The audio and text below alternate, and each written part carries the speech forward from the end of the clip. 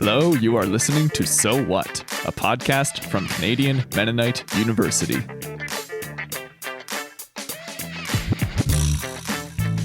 CMU is in Treaty 1 territory, Winnipeg, Manitoba. I am your host, Jonas Cornelson, in Treaty 7, Calgary, Alberta.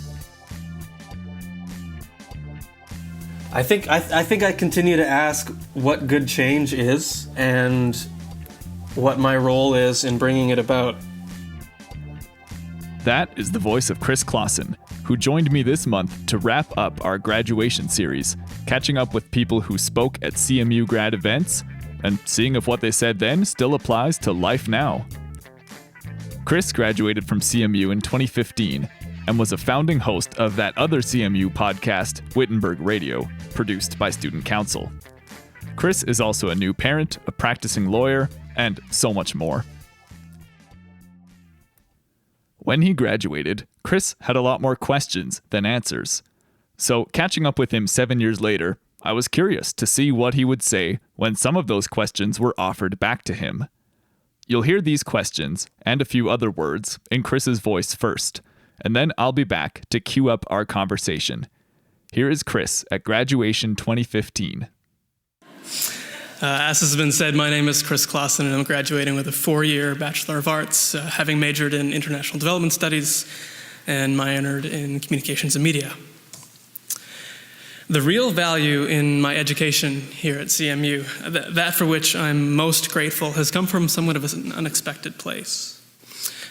My standing here today could simply indicate to you that over the past 4 years, I passed all my exams and put sufficient effort into my reading and writing. And while in a sense this is true, I think it's more appropriate to reflect on my studies by thinking rather about how and for what I've been shaped and equipped. I've certainly learned much while working toward meeting degree requirements. And to be honest, when I began my studies here, I expected these individual requirements to be the source of my learning, to constitute the greatest benefit to me that a university degree could have to offer.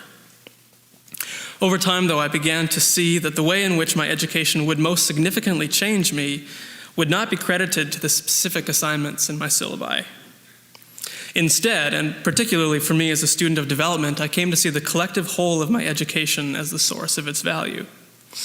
In other words, the value of my education here at CMU is greater than the sum of its parts. Development, or good change, as it's helpfully explained to first-year students, involves a vision of the future potential of someone's well-being and that of their community. We learn that such a vision is mostly, if not only, appropriate when one defines it for herself. The individual courses, assignments, and conversations of my CMU education have together left me with tools, mostly questions, that have and will continue to cause me to think about what kind of world I am driven to work toward. For example, how would we live differently if we paid closer attention to the far-reaching effects of our actions and choices? What if we paid closer attention to where our food comes from, or where our carbon emissions go? What if we allowed our economic interactions to be informed by the understanding that life itself is fundamentally a gift? How would we go about sharing ideas in a way that shows sound communication to be an important part of proper stewardship of creation? How do we acknowledge and then work out of our privilege and biases? I've come to understand development as a continual response to questions such as these, for me only brought about and tied together by the diverse and complementary elements of my education here. I've been brought to wholeheartedly agree with writers such as Susan Klassen and Doris Jansen Longacre, who would say that to do development is simply to nurture life. And it's for learnings such as these that I will always be grateful. Thank you. There's Chris Klassen, circa 2015, asking questions that may or may not have answers. Now, during this series, I've mostly talked with people about their careers. Seems logical. We tend to think of university as preparing us for specific kinds of paid work. We also spend a lot of time at our jobs. So it's no surprise that we try to find some meaning and value in the work that we do. But life is about so much more than that, and Chris is not one to limit the impact of what he learned in school to what he does in an office. In fact, right from the start of our conversation, Chris reminded me there's more to life than work. We chatted on a Monday, and Chris had taken the day off, not so he could recharge to be more productive back at work, but because spending time resting and being with family are equally important, probably more so. As we talked, I kept framing questions, Chris's own questions, in terms of his work in the legal system. And Chris kept gently guiding me back to life beyond work, where these questions are just as relevant. His job does come up occasionally, so first I'll give you just a brief snapshot of what that is. Yeah, so I practice law. I mean, it's a little technicality. Technically, I'm self-employed, but I do work for an organization that effectively functions as a nonprofit. And their clients are predominantly nonprofit organizations who are working on law reform initiatives or systemic issues on behalf of the folks that they represent. Okay, here we go with asking Chris his own questions. Your reflection upon graduating from CMU in 2015, you had all these questions, and you talked about questions sort of being like tools. I want to ask you if these tools have been useful by actually kind of reminding you of some of these questions you asked and seeing what you might have to say about them in light of your experiences. All right. Ask me my questions. I don't remember what they are. So the first question I want to ask you is actually the last one that you asked. You said, how do we acknowledge and then work out of our privilege and biases? This is something I've talked about a bit in other episodes of this podcast. So I'm curious, like, what that looks like for you in your work. I mean, more broadly than in work, I think one enables the other. I think acknowledging your position allows you to work in a way that reflects it appropriately. I mean, I think we all have an obligation to do our work, to be self-aware with respect to our privileged positions, if we have them, and to recognize how and when our voices might be crowding out others. And the awareness isn't enough. You know, if you recognize that you are taking up too much space, you need to do something about it. Yeah. What do you actually do? Is there kind of an anecdote or an example you can think of where you went, oh, like I got to step back here? Again, speaking more broadly than just in work, anytime you're trying to work with other people, whether in community organizations or in work settings, I've found that the vast majority of the time, my voice is not the most important one in the room, and especially at work, I more often need to be listening than speaking, especially when I'm speaking on behalf of others. I need to spend 10 times as much time hearing those voices than actually speaking on behalf of them if I'm going to do it effectively. My call with Chris got cut off for a moment here, so I thought I'd drop in and say it's kind of funny you're listening to two white guys talk about when to stop talking. If this doesn't apply to you, feel free to skip ahead. But if you're a white guy, I highly recommend you pay attention. When we reconnected, I asked Chris, when you're not the most important voice in the room, what is your role in being there? Listening and learning. And I'm in the room, let's say, in a community organization setting because I'm interested in the issue being discussed, or because I guess I'm in the room because there's a chance that there might be an opportunity for me to contribute, but that it wouldn't be appropriate for me to do so until it's clear that that would be welcome. I think the underlying issue, though, is that with privilege comes somewhat of an assumption that you have something meaningful or valuable to contribute, and it takes humility to recognize that that's not always the case. But yet you're listening and learning, and that might actually, that might inform the way you choose to offer or not some value in the future. An illustrative example that comes to mind is from a meeting with a transportation advocacy group here in Winnipeg years ago, not work-related, just like community volunteer involvement. Someone pointed out to the group that it wasn't actually cyclists we needed to talk to in order to better understand barriers to cycling. you know, because Yeah. cyclists are the people who don't experience barriers to cycling. So what do they know about what's keeping people from using their bikes to get around? Nothing. So whereas like we were all cyclists and we thought we knew a lot about cycling and about active transportation. Yeah. And so turns out we were asking the wrong questions and we weren't the right people to be providing answers. Yep.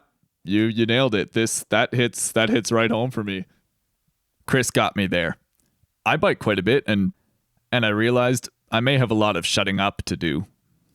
I was so overwhelmed here that I failed to come up with a smooth transition to asking Chris the next of his own questions. With my apologies for that, let's see how Chris tackles another one. This one sounds big and scary, but we'll break it down. What if we allowed our economic interactions to be informed by the understanding that life itself is fundamentally a gift? And I'll post-preface this question. It sounds system level. It sounds very big, but I want to know how thinking about life as a gift affects, you and the way you live and the habits that you have around, maybe buying stuff. Well, I mean, it invites you to be generous, I think, when you don't view the things you have as your own or rightfully yours. It changes the way you participate in society, to use, apparently, my words, economic interactions. I don't know. Like, we can debate the extent to which the premise holds. Yeah. But I think the idea drives a person toward generosity. Right. No, and I'm not even trying to test you on like whether you actually do any given thing or not. I'm just wondering like if that question is still useful to you or if that still kind of informs. Absolutely. Yeah, absolutely it's useful to me. I continue to reflect on that. That comes from a textbook that you're physically looking for on your shelf. Yeah, exactly. Oh, you know what? I'm willing to bet it's Sacred Economics. Yeah, it is Sacred Economics. By Charles Eisenstein. Yeah, you're right.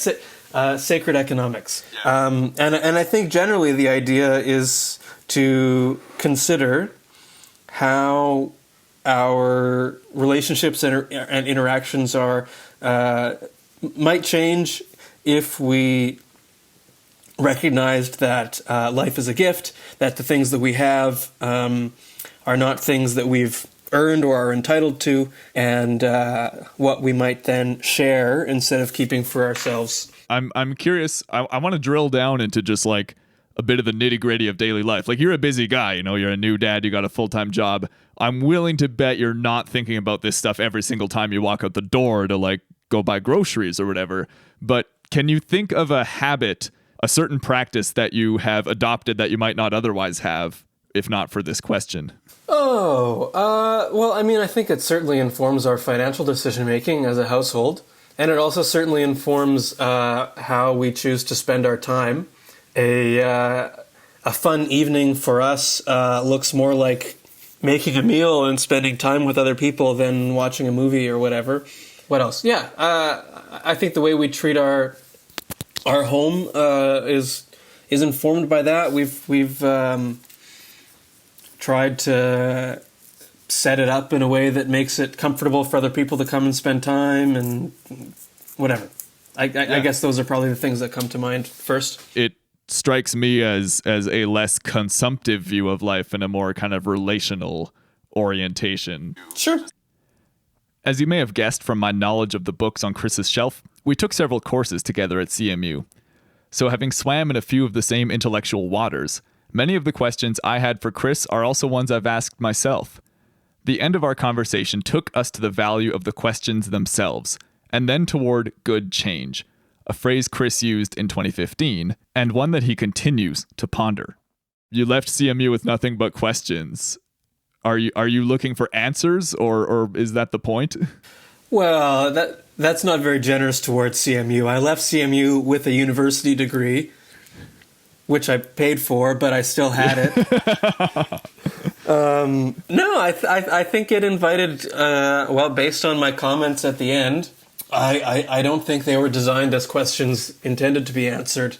And I think through those years I was invited into a posture of questioning, which I think is a productive place to be. What are there any kind of, are there questions that come up for you now? I mean, if you kind of thought of like one or two of sort of the key questions that are guiding you in like your day to day at the moment, what would some of those be? Yeah, good question. What are my guiding questions?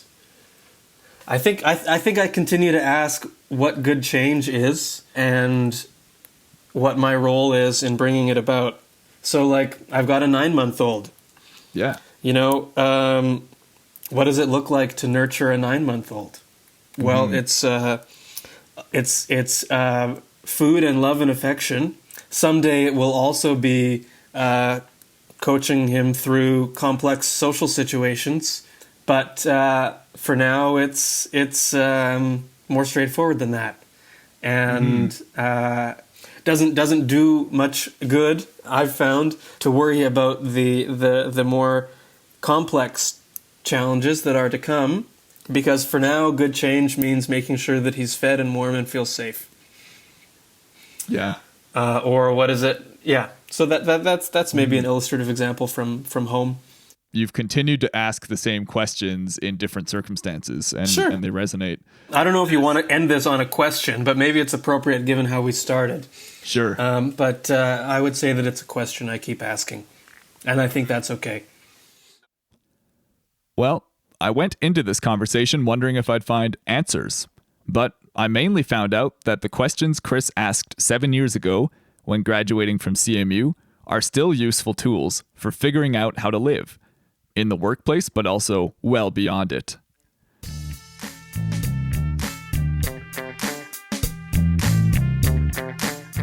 That's as good a place as any to leave our graduation series. Thanks to all the CMU alumni I caught up with these past few months, and thanks especially to Chris Klassen for closing it out. And thanks to you for listening in. If you have questions that shape how you live, I'd love to hear from you. Send a message to our Facebook page at facebook.com/sowhatpodcast. My name is Jonas Cornelson. Have a great holiday season, and I'll talk to you again soon.